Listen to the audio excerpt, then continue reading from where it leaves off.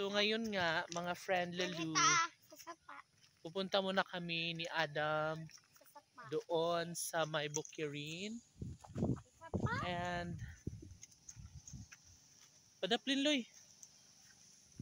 And OMG.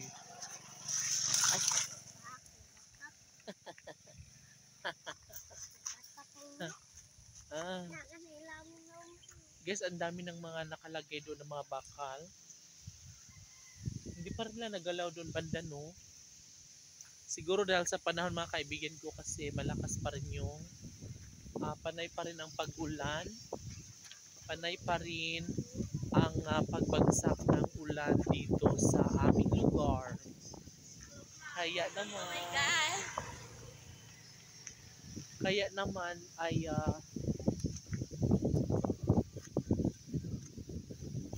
yes, sana wag naman laging naulan kasi hinog na yung mga palay, mga kaibigan ko.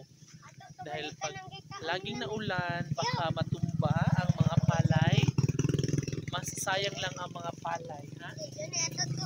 Wala, makaon man itiyo. Makaon man itiyo. Batilis? Layo lagi. Kukuha sana kami ng batilis doon kaso lang malayo. Makapal yung ano dito. Natatakot kami baka may chururut. Ayan, makapal yung damo, baka may chururut. Ay, hindi kami makapunta doon, kaya hayaan na lang natin 'yon ang batilis. Masarap pa naman siya kasi guwang na siya. Guwang na yung batilis. And hi. And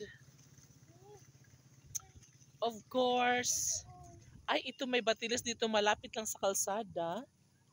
Pero walang laman, walang bunga. Why unod? Ha? Dagan kay batilis, mga kaibigan ko. Mahaba na silang lahat and wala pa lang bunga. Yung may bunga doon sa unahan kaso malayo naman, baka may anis. Hi Bian! Ayan si Bibian, si Mian Mian. And yes, sana nga hindi maulan kasi, mga kaibigan ko, nandito kami sa gitna ng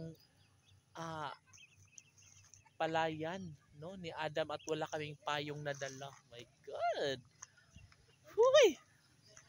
Bian, di sama ka, Bian!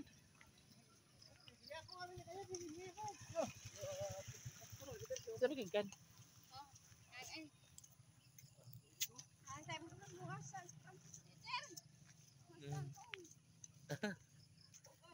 Uli na si Vivian. Ay!